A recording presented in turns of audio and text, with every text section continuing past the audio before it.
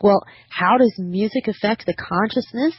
Okay, that is a great question. It doesn't just affect your body. It, like Pythagoras said and believed very strongly and demonstrated, it really does affect your consciousness.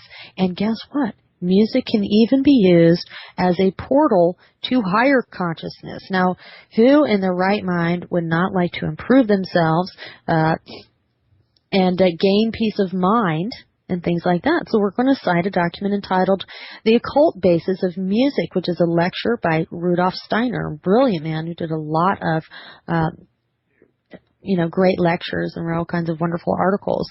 This is also located in the NWO library. However, this is posted in the esoteric section of the news because it is pretty short. But this is fabulous.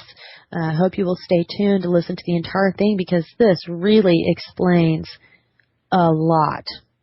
And I learned a lot from this, too. He says, for those who think of music from the aesthetic point of view, there is something puzzling about it. For simple human feeling is a direct experience which penetrates the soul.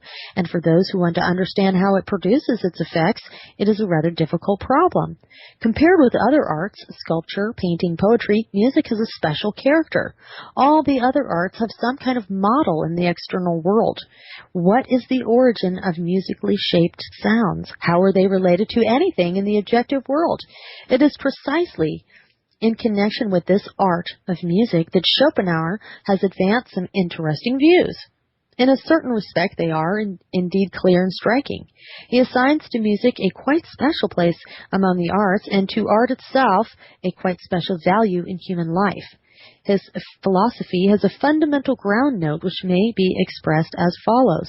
Life is a sorry business, and through thinking I try to make it bearable. Pervading everything in the world is a blind, unconscious will. It shapes the stone and then the plant, but always in all its manifestations with the restless yearning for something higher. The savage feels this less than does the genius, who experiences the pain cravings of the will in the highest, most intent degree. Besides the activity of the will, Schopenhauer continues, man has the faculty of forming mental images. These are like the fata morgana, like pictures in the mist. They like the spray thrown up by the waves of the will. The will surges up to shape these illusory pictures. When a man in this way perceives the working of the will, he is less than ever satisfied. But a release from the blind, driving force of the will comes to us through art. Art is something through which man can escape from the restless craving of the will. How does this happen? When man creates a work of art, it springs from his image-forming faculty. But genuine art, Schopenhauer exists, is not merely a copy of external reality. A statue of Zeus, for example, is not produced by copying. The sculptor draws for his model on the characteristics of many men. So he creates the archetypal image, which in nature is distributed among numerous separate individuals. So the artist surpasses nature. He extracts her archetypal essence, and this is what the true artist renders. By penetrating into the creative depths of nature, he creates something real and achieves a certain release for himself. So it is with all the arts except music. All the other arts have to work through images and produce only pictures of the will, but musical sound is a direct expression of the will itself. The composer listens to the pulse beat of the will and renders it in the sequence of musical sounds.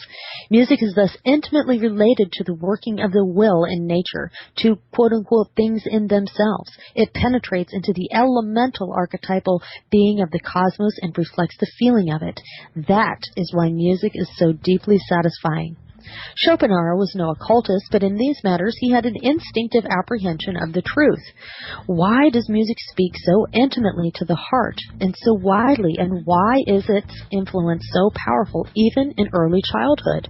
For answers to these questions, we must turn to the realm where true models of music are to be found.